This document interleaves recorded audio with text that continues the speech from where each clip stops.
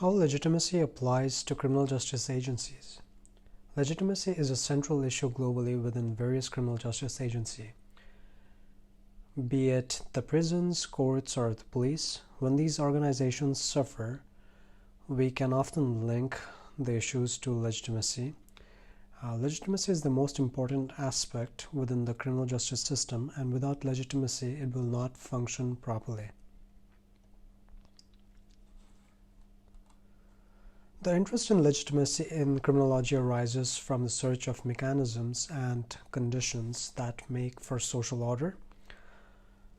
Criminologists think about legitimacy for explaining why people obey the criminal justice system or why not. Some mechanisms for achieving legal compliance includes compliance based on habit or routine, situational compliance, instrumental prudential compliance, or normative compliance. The above are some ways people have approached the issue of legitimacy. Instrumental and prudential compliance relates to the issue of deterrence and rational choice. Legitimacy is to be placed within the normative compliance mechanism. These are mechanisms that arise from other forms of order and grounding. The view that the law or the relevant authorities are somewhat valid. The two most important mechanisms in criminology have been criminal deterrence and normative mechanisms, especially legitimacy. Tyler's work in 2003, Why People Obey the Law, marked the beginning of research that focused on legitimacy. It was another groundbreaking work in the 90s, was done by Bottoms and colleagues, called Legitimacy and Order. Tyler is a key researcher, and his idea is that when people interact with legal authority, they are not so much concerned about the outcomes, whether they got favorable or not. And in many cases, the criminal justice agencies are not able to give people the outcomes they would prefer. As a result, people tend to focus more on the process and how fairly they think they have been treated. And his basic idea is that these process-based judgment, when people perceive the criminal justice system procedurally fair, that enhances their view of legitimacy of these authorities, which in turn translates into great willingness to comply with the law and to support the criminal justice system. Procedural justice judgment also translates into increased likelihood of people accepting decisions of the police or representatives of the criminal justice system. In Tyler's process-based model, legitimacy is based on process fairness, which translates into behavioral outcomes.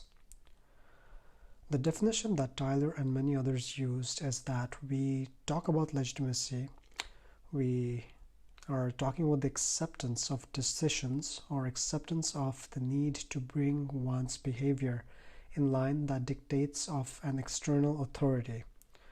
There are many things that can be highlighted here. One of them is that to dictate, and it is very much an open question, and if it is really in the heart of legitimacy. And dictating behavior to audiences. In many studies that have been based on this definition, one consistent way that scholars have operationalized legitimacy in terms of people's feelings of obligation to obey the legal authorities. In other words, how we know that people think of the police or prison authorities being legitimate. In Tyler's work, we need to ask them whether they feel an obligation to obey the rules, the decisions, and the law.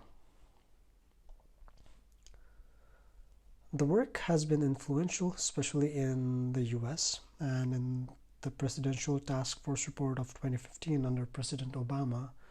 One of the key recommendations that was made was the need for police departments to pay greater attention to questions of legitimacy, and especially with the fairness with which they interact with various constituencies. Tyler's work is important, but it also has some important limitations. One of them is that it seems to conflict the issue of legitimacy with feelings of obligation. There are various reasons to have the obligation to obey legal authorities.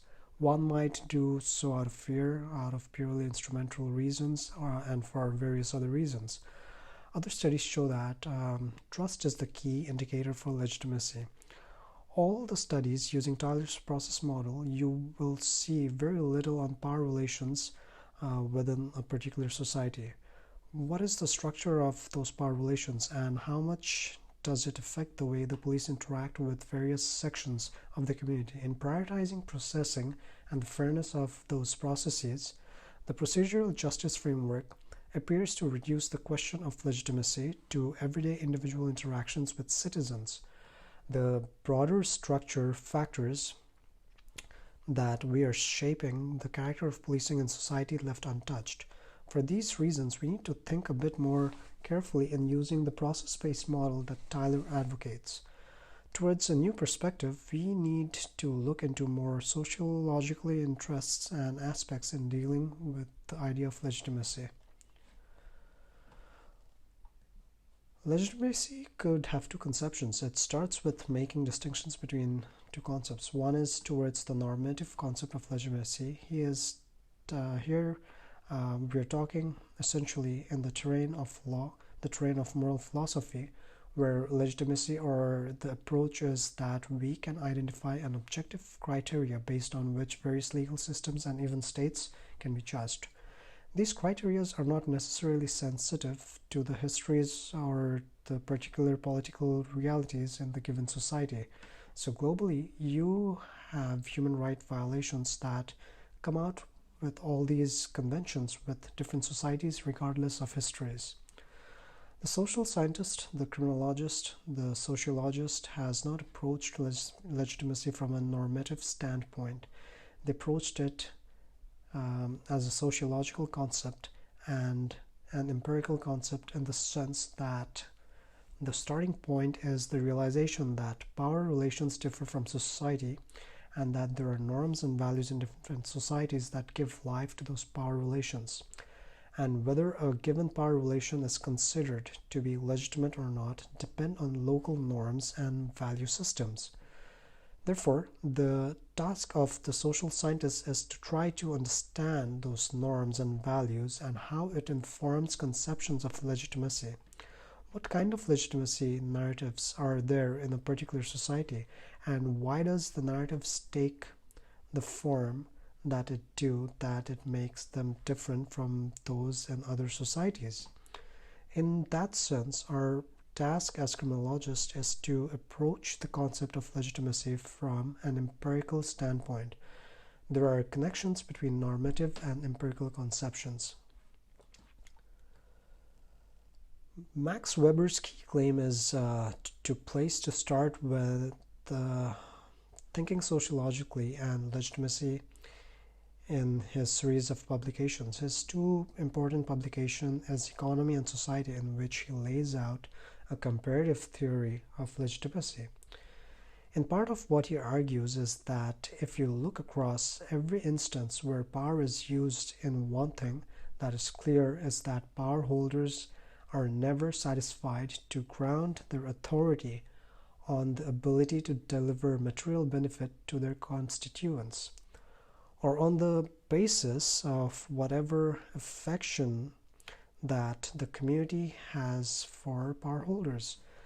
His argument is that those are not really stable foundations for power, because there might be certain focuses or forces like social or economic or political that are sometimes beyond the control of the power holders. They might not always be able to deliver the material to the local communities. A more effective way, a more stable basis of power is to convince people that the authority of the power system or the structure of those power relations are somehow morally appropriate. There is some convincing reason why there is power inequality in the society, and why some people, whether they are police officers or prison officers, should be allowed to have the authority that they have. and to exercise that authority against the interest of individuals or of groups. His point is that in every system of authority, there was an attempt established and cultivate belief in legitimacy of that system.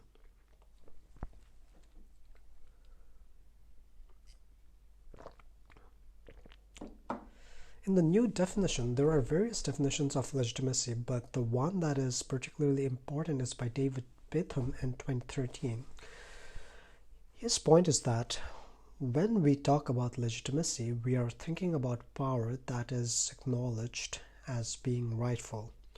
This is acknowledgement not just by citizens, it is also acknowledgement for the power holders themselves, for them to convince themselves that the authority vested in them is somehow morally appropriate.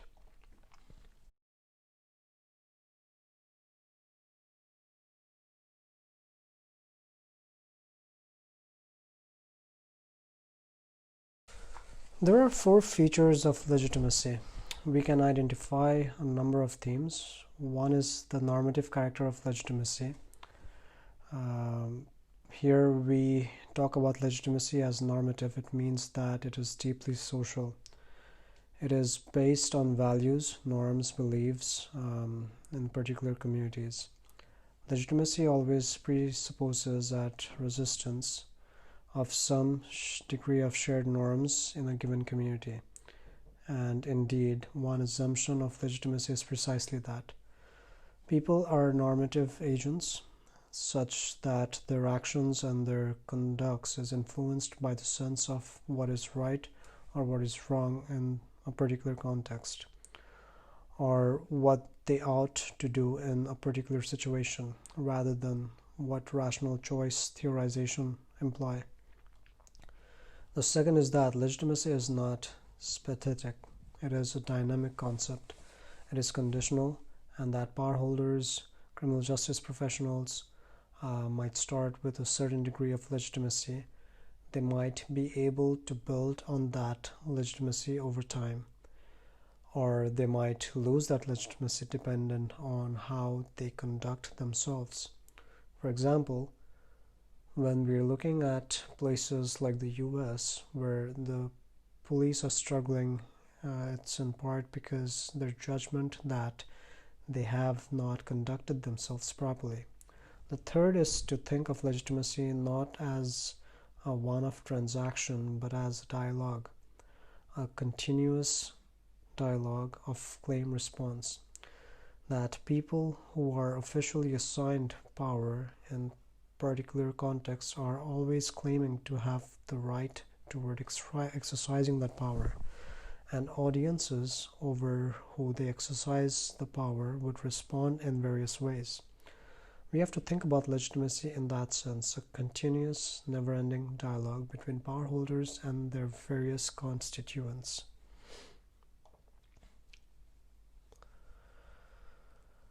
The implications of a dialogic perspective is thinking about legitimacy in dialogic terms. Legitimacy have important implications.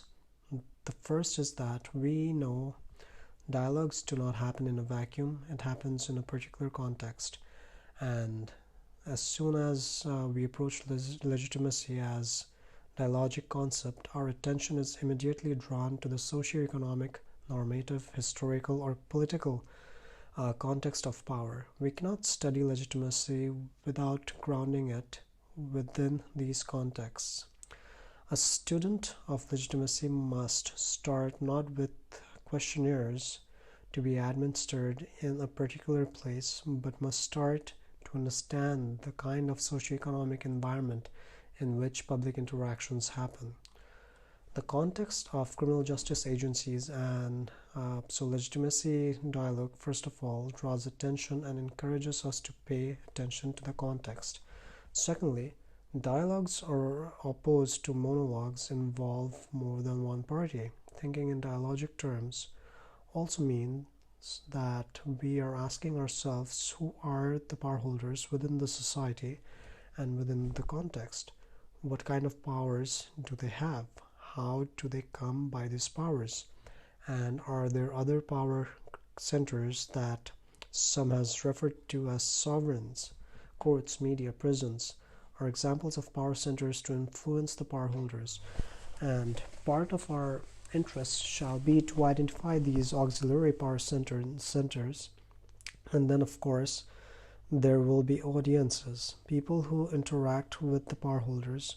These are not homogeneous audience. They could be multiple audiences with competing expectations and claims. The third thing that dialogic demands of us to be able to understand what matters to power holders and multiple audiences, and what do they expect of each other, how do they come to have those expectations, and finally, how do those expectations change over time? What happens when, for example, power holders fail to meet the expectations of their audiences? These are some of the issues that dialogic perspectives encourages us to consider. The concept of basic legitimation demands comes from the philosopher Bernard Williams in 2005, and his point is essentially that if you are one of those who see some merit in Thomas Hobson's work on the initial state of nature and how the state emerges as the solution to the problem of social order, Williams' argument is that given what the state promises, our citizens are bound to ask what is the price that they have to pay for the kind of safety, for the kind of protection that the state promises. And for him, the citizens want what he calls the basic legitimation demand. They would have certain expectations and demands of the state, and they would be willing to cede their liberties, at least some of them, to the state so that the state is able to meet those legitimation demands. And an important point Williams makes is that these legitimation demands have not always been liberal. In different societies, the legitimation demands the people make are likely to get different forms. Legitimacy in context, even though we need to allow for the variability across different societies, it is still possible to talk about an underlying structure of legitimacy that is shared across different societies.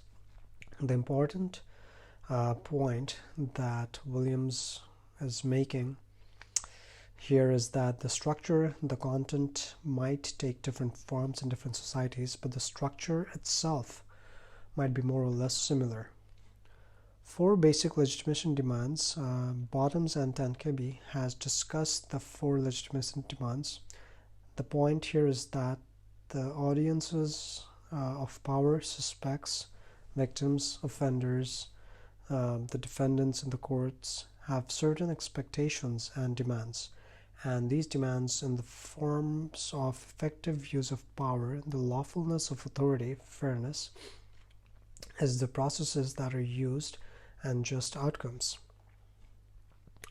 When we talk about effectiveness, we in fact talk about the criminal justice system and legitimacy. Our starting point ought to be effectiveness, because if we have a criminal justice system that is not effective, we have a problem of social disorder, or what Williams calls the first political question, which is how a society can establish and maintain some degree of safety. In the criminal justice system, one of the principal mechanisms for doing this, and therefore the extent to which they are effective in achieving their objective, would affect how citizens would perceive their legitimacy. Effectiveness is how well are the criminal justice agencies doing in targeting and resolving the problem of order. The first demand is that the demand that the criminal justice system be effective in addressing the issues of social order. Lawfulness is the second issue. We are talking about the powers of criminal justice professionals. People will be concerned about the legality, respect. Criminal justice system professionals use power that is grounded in the law, and there are mechanisms for holding the criminal justice officials to account, whether they are judges, prison officers, or police officers, when they break the rules. And we see, unfortunately, globally, that criminal justice actors can sometimes break the law with impunity. In some of the societies, the legitimacy of criminal justice appears in deep trouble. Mind the gap, of course, being lawful will not be sufficient to establish legitimacy, and that can be for various reasons. We can find in studies about police that sometimes police officers understand the use of law would be different from what the law is expected for what the law demands. And we also know that in many societies, what the law says might be different from the norms and values within that community and within those societies. And this is especially true in many post colonial societies where the laws have been inherited from colonial rule and they have deep legitimacy deficits. Criminal justice professionals is in that context cannot sufficiently be able to claim legitimacy on the basis of law alone. They need to be effective, as we have said earlier. For procedural justice, it concerns the issue of fairness in which police interact with citizens. Here, the literature approaches the issue rather more positive way of which the people have been given a voice. They have been given the opportunity to give their side of the story. The criminal justice professionals show care and concern for citizens. Are they neutral and impartial in their decision making, or are they prejudiced? Has they already have a mind made up about someone's guilt or otherwise? And of course, respect and dignity. The power of procedural justice is sometimes in instances where these things are absent. So when there is absence of voice, people are not allowed to make an input in criminal justice decision making. Authorities don't seem to show care for their well-being or their perspective to be partial in their decision making. That is when you see how important these things are and how they matter to individuals and local communities. Teachable moments is where Tyler makes a point that procedural justice is crucially important. And when you go to the websites of different criminal justice agencies, you see what sort of things they say about commitment to treating citizens fairly. His point is that whether authorities are indeed legitimate, they treat people with respect and dignity. Would that be determined with everyday interactions? The authorities, whether give people a voice, whether they treat people with respect and dignity and show care for their well-being or not, on the basis of that legitimacy of the police nurtured or put at risk. In distributive justice, unlike procedural justice, it is concerned with the processes and how fair the processes are. When we come to distributive justice, we are interested in substantiative means or matters. You are interested in substantiative decisions, substantiative outcomes, and how fair those outcomes are. For example, a decision to fine someone, to issue a spot fine, make an arrest, prosecute that person, the kind of sentences that people receive, how fair are those outcomes? And more crucially, distributive justice is to be looked at if it is in like comparative terms.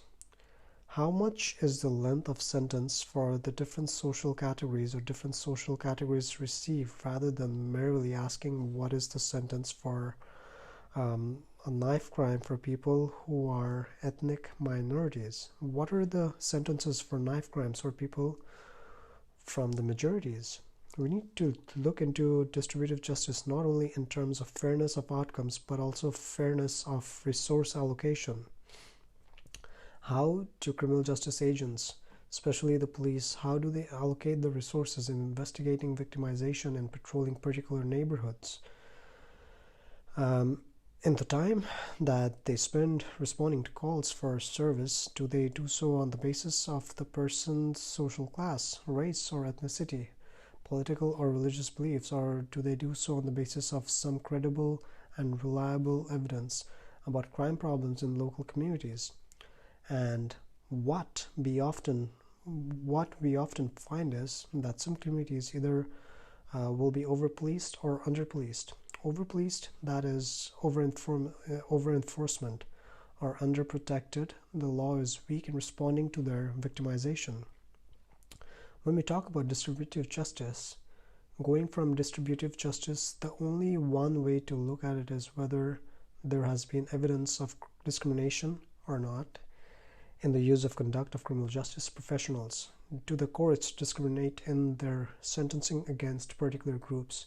Do prisons operate in a way, whether intentionally or otherwise, produce unfair outcomes for certain groups? Natapov in 2006 studied one of the most important publishing in the area of distributive justice is by her. She spoke about the concept of under-enforcement. She writes in regards of weak state response to victimization, especially vulnerable groups. Some criminal justice agencies do not respond with the same vigor, same seriousness to all types of victimization, especially those are politically, economically, or sociologically marginalized. So for reactions to distributive justice, this shows what happens for unfair and unequal outcomes. If you look at difficulties in police in America and other parts of the world that different departments are facing, these are at the heart of those difficulties and questions about distributive injustice that minorities feel that the police do not take victimization seriously. In many instances, they also use the law disproportionately and sometimes illegally. A model of legitimacy can include, when we think about legitimacy, we should see it grounded in the elements of procedural justice, distributive justice, effectiveness, and lawfulness. When criminal justice professionals are perceived as legitimate, that creates a sense of obligation to obey those authorities, which might lead to several behavioral outcomes. Greater likely to comply with legal, cooperate with police. We also see when legitimacy is under duress, we also see instances of public disorder and for advocacy in pressure for institutional reforms. There has been lots of studies on the broad issue of legitimacy and its correlation with various behavioral outcomes. Some people approach legitimacy differently. Let's say in a prison setting, the approach to legitimacy was situational, preferential, or close. There is a possibility of discovering that different groups and different individuals have different expectations, or they make different legitimation expectation of criminal justice professionals. Legitimacy as a framework for policy analysis is typically not found in literature. Legitimacy is not only important to understand our everyday behavior, but it could be potentially an important policy framework. Whether we are looking at immigration or intelligence analysis or intelligence agencies, or artificial intelligence in policing, we can analyze this through the framework of legitimacy. We can ask questions about if the conduct of the intelligence agencies or the stop and search or the immigration officials are lawful. Are their interventions effective in dealing with the problems they have identified or the problems they are trying to solve? Are they conducting themselves in ways that respect the dignity and privacy of individuals or groups? In terms of distributive justice, we could ask the question as to whether these agencies are disproportionately targeting people of particular social, ethnic, or economic conditions. So if we take the case of artificial intelligence, it is often told that it is something that will be eliminated by us. That is only half true. The data on which we are building this artificial intelligence using in policing, for example, the data might have been gathered in ways that the artificial intelligence itself has discrimination built into. Let's not approach legitimacy purely as a mechanism for understanding everyday interactions with criminal justice professionals. Explain why someone might want to break the traffic rules or want to steal something. We need to think of it as a mechanism, a framework that allows us to analyze policy interventions or policy pronouncements of criminal justice agencies. And when those questions lead to a view, a conclusion, that criminal justice agencies or a particular agency has been lawful, has been discriminatory, disrespectful, or ineffective, there will be pressure of reimagining, of reconstituting the agency. What is for deep institutional reforms? This is what we can see from pressures of defunding the police. It is a judgment, essentially, that the police have failed to meet a particular police legitimation demand, and that one needs to rethink these police institutions. For some complications, sometimes the criminal justice professionals, especially the police, they have to justify their powers to different groups. These groups are sometimes making competing claims of the police, and it is not always that easy. Sometimes police officers are caught between two pressures. There is democratic pressure and the rule of law. And how does one negotiate these stations of legitimacy? Lastly, the basic legitimation demands also have pressures in between. Sometimes what is lawful cannot be effective. What is effective might not be lawful. And we see, especially in context where we see where people participate in extrajudicial killings and many other illegal measures that they somehow see as effective. There could be pressure from the local communities to use lawful or unlawful yet perceived effective mechanisms. For conclusion, we conclude that when we are talking about legitimacy, we are talking about the rightful use of power. We should think of it always in continuous terms, that it is continuous claim response action, a relational concept. It encourages us to look at both audience and power holders dimensions, and also think of it as a compliance.